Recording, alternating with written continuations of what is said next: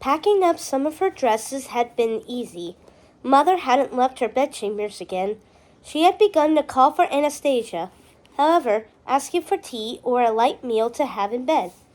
Once Drusilla caught on, she started asking the same, and soon Anastasia found herself running from room to room, delivering food or fresh linens.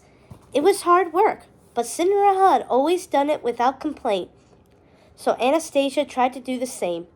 That very morning, she had delivered trays with enough crackers, bread, and fruit to last them the day, or at least long enough for her to get away without anyone being the wiser. And then she was off, walking the long distance to the village, with a dozen dresses that she sold to Countess Garnier. The older woman, with 4 daughters of her own, loved a good bargain and a juicy piece of gossip. Anastasia Tremaine forced to sell her clothes, but Anastasia didn't care. Now she had enough money to make it to Lilith. All that was left to do was find her escort. Am I mad? She wondered as she trudged through the village, going shop to shop looking for Benoit, asking a man I've spoken to for mere moments to accompany me on a trip. She laughed out loud, and people stared. Possibly. Surely. Yes. But what of it? I finally feel as though I am doing something worthwhile. After several hours, she finally spotted him delivering another wedding invitation. Benoit, she called out. Wait! Miss Tremaine, is that you? Benoit looked up in surprise, but not embarrassment, she thought, at the sight of her. He was even more handsome than she remembered, and she could feel her heart pressing against her chest the moment he neared. Yes, it's me. Please call me Anastasia. She lowered her hood, revealing her red hair, which she had always thought was her best feature, and dropped it into a curtsy. I've been looking for you. I have something of yours. She reached into her cape pocket and pulled out the velvet handkerchief she wrapped his pocket watch in.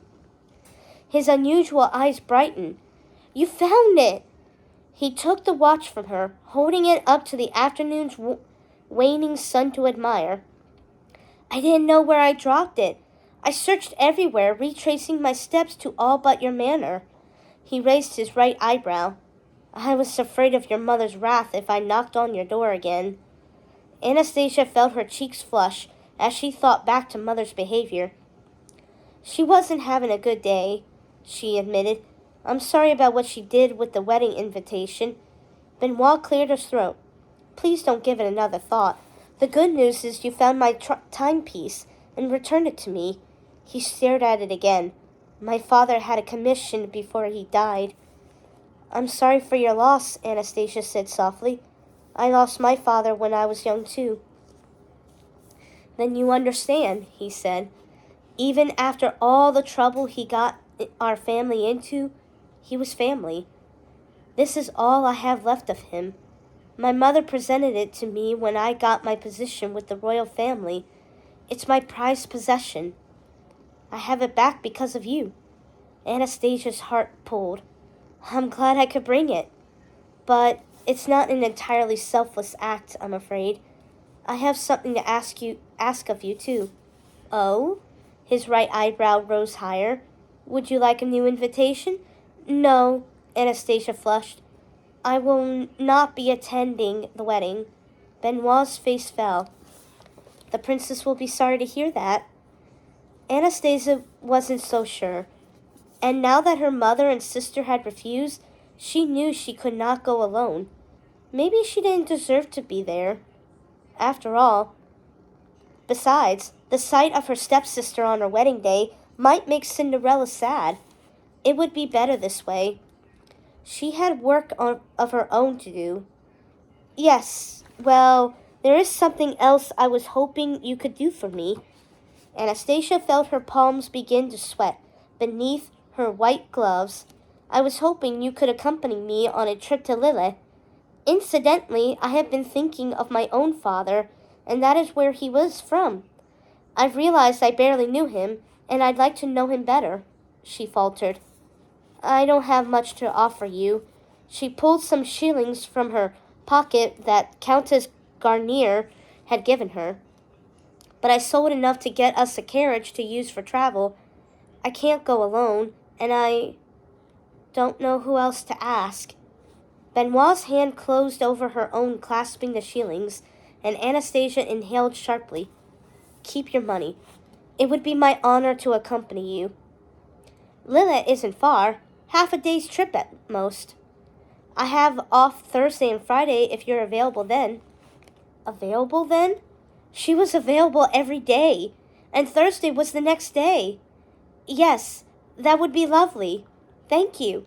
I can meet you back here at first morning light. She wouldn't add that she'd use some of her earnings to rent a room in town for the night so that she wouldn't have to return home. If she did, she feared Mother wouldn't let her out again. She was officially on her own for the first time, and it was both exhilarating and terrifying.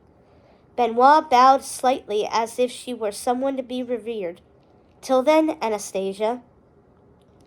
True to his word, Benoit was waiting at the stables at dawn. At first, Anastasia worried they'd have nothing to talk about, but their conversation never ceased. Him telling her about castle life, which was fascinating. Her reveling in each new sight as it went by, wondering about its unique history, which he admitted he had never thought of before in all his journeys through the kingdom. It was the longest conversation she'd ever had, and it made the time pass quickly. By late morning, they arrived in Lille. It's beautiful, Anastasia observed as Benoit helped her down from the carriage. Already she could see how different it was from their own village. Or maybe it was just that this one was nestled into the rocky countryside, sitting alongside a river where small boats drifted by. Cobblestones lined the tiny packed streets, where homes and shops intermingled in straight lines. So where do you want to start? Benoit asked. Good question, Anastasia realized. Where would they find someone who might have known Francis Tremaine? His family was as long deceased as he was. His name didn't belong to a storied family or one that owned a shop. She tried to think back to anything Mother might have told her about him. It wasn't much. All she had were her memories, and her memories were about stories and laughter and sweets. Perhaps a bakery or a sweet shop? My father always carried candy in his pocket.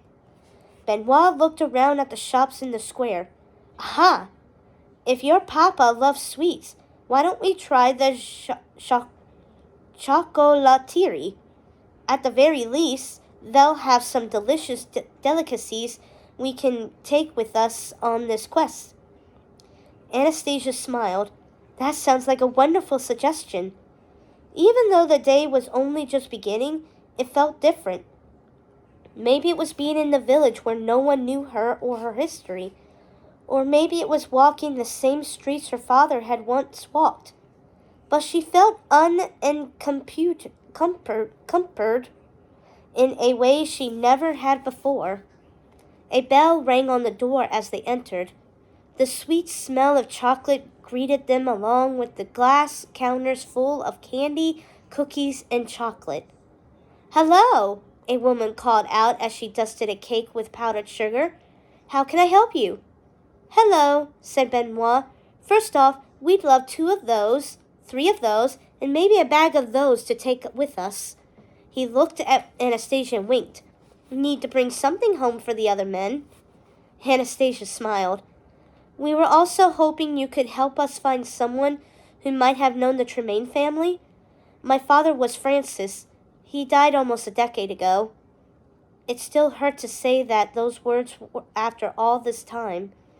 The woman searched her memory for a second, scratching her head and almost dislodging the white cap her hair was tucked into. Tremaine, Francis. No, I'm sorry, child. I don't recall ever meeting someone with that name before. Anastasia tried to hide her disappointment. Thank you anyway, she said, taking the bag of treats from her. What if this trip, the deception of leaving without telling her mother or sister, the decision to travel with a man she barely knew, had been for nothing? But my shop is only a few years old, the woman added. I might not be the best person to ask. Thank you, Benoit said, then tucked into his first cookie. We'll keep searching. He handed Anastasia a sugar cookie. Have a bite of this. It will help. Anastasia did as she was told, feeling the warm, sugary concoction hit her tongue. She had to admit, the sweetness helped. Better? Benoit read her thoughts. She nodded. Good, because that was just our first stop. We can't give up now. Perhaps we could find town records or find out where he lived. Benoit continued to offer suggestions as Anastasia scanned the signs above shops. Something told her someone here knew her father. Maybe it was the tingling she felt at the back of her neck, or the way the wind seemed to whisper his name whenever it whipped past her. But she knew his memory was here somewhere. The question was, where? The market was a possibility, but when her eyes landed on a picture of a book, she knew she'd found the next place to stop. The library, she said, rushing ahead. To the library, Benoit said, charging after her, the two of them laughing.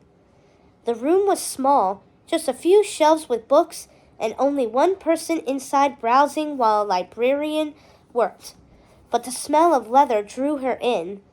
She recalled a memory of herself reaching for a book that was just out of reach. Here you go, Strawberry, she heard her father say as he took the book down for her. Enjoy your adventure. Adventure. Can I help you? Asked the librarian, high on a ladder, shelving a book with a purple spine. Yes, I was hoping you might be able to help me find someone who knew my father, Francis Tremaine. He died 10 years ago, but his family resided here their whole lives. The librarian thought for a moment, then shook his head. Sorry, I've only been open a few years, and that name does not sound familiar. Anastasia's hope began to wane again. So many new establishments in this storied village. Thank you, sir. Benoit smiled at her sadly. Don't worry. We will keep searching. I'm sorry to interrupt, but did you say Tremaine? Anastasia turned around. An older woman stood before them, holding a cane in one hand and leaning on a bookshelf with the other. Francis Tremaine? She didn't give Anastasia time to answer. Yes, you must have. I knew him as a boy, and you look just like him. Anastasia looked at Benoit in wonder, then back at the woman. You knew my father? The woman nodded, and Anastasia felt her heart lurch. She moved in closer, hoping to hear more. Please forgive me. I'm his younger daughter, Anastasia. What is your name? Mathilde Bache. She let go of the bookshelf to clasp Anastasia's hand. My son was friends with your father when they were children. Anastasia felt something inside her stir. Do you have some time to talk? I'd love to know more about him, she said. The old woman smiled. Time? All I have is time. I live alone, and getting around is hard these days. It would be my pleasure to have your company. Benoit led them outside to a sunny bench in the square, then stepped back to give Anastasia and Mathilde their privacy. It was there Mathilde told her story after story of a young Francis and Mathilda's son Paul running through the countryside, pretending they were pirates or sea monsters or sometimes even animals. Your father loved creatures big and small, Mathilda said. One time, he tried to bring an injured raccoon home, and his mother forbade it. She gave Anastasia a look. Your father didn't take no easily. He set up a place for that raccoon in that shed, and took care of him until he was nursed back to health. That's how Francis was, someone who treated everyone fairly, whether it was a wild animal or the town beggar. He had the kindest heart. The woman's words reminded Anastasia of someone, momentarily distracting her. She realized with a start that it could have been a description of Anastasia. The older woman went on, and he was so in love with your mother. Those two were never apart. Any time I saw them together, they were singing. Singing? Anastasia gaped. Mother?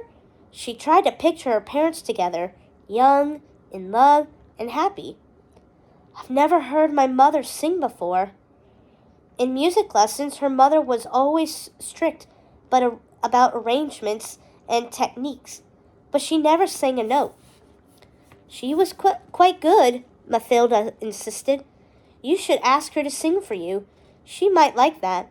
I am sorry to hear your father's no longer with us.